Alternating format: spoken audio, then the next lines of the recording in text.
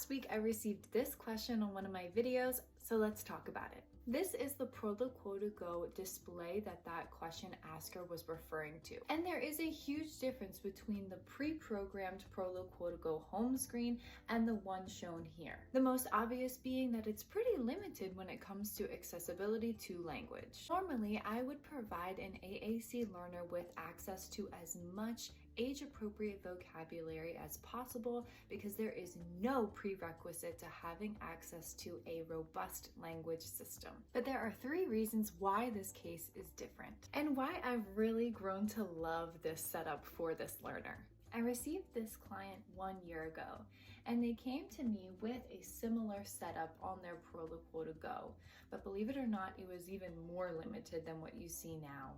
This client demonstrates significant sensory and motor control differences, and they are also autistic. I mean, we were already expecting them to adjust to a new therapist, and to also expect them to adjust to a whole new AAC setup would be way too much change for this autistic client. And on top of all of that, they were not visually attending or using the device, mostly because of these sensory and motor control differences, and also because it was not programmed for a gestalt language processor. So I instead chose to keep the same setup, but add a lot more language to it. As you can see, the folders in this AAC system have carrier phrases that replicate mitigating gestalts. So for this stage 1 gestalt language processor, it makes it really clear when each carrier phrase matches the communicative function.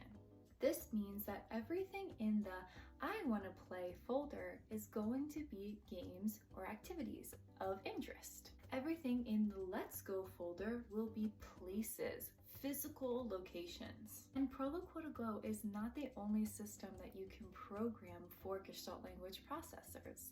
This is an example of a touch chat system also using these folders, with the Time To folder being for necessary but not preferred tasks like cleaning up or leaving. One of the most important things about programming a speech generating device for a gestalt language processor is that you program in real audio that is animated and intonation rich. One example of this is that my client loves to run, and they love when I run after them and I try to catch them. They also really love a song that has a phrase, "Big old shark will never catch me." So I edited that tune, that little phrase, "Big old shark will never catch me," under an icon that says "Catch Me," and put it into the I Want to Play folder. So now that learner has a preferred sound in a preferred task, and eventually will learn that those words mean catch me. And even if that learner is non-speaking, if you hear them humming a certain tune or they have very repetitive vocal behaviors, program those into the device as well. And I'm happy to report that after working with this client for a year, they have become independent in using their device in a functional way that others can understand, visually attending and being genuinely interested in communication. And I really want to help you with this if it's something that you're struggling with.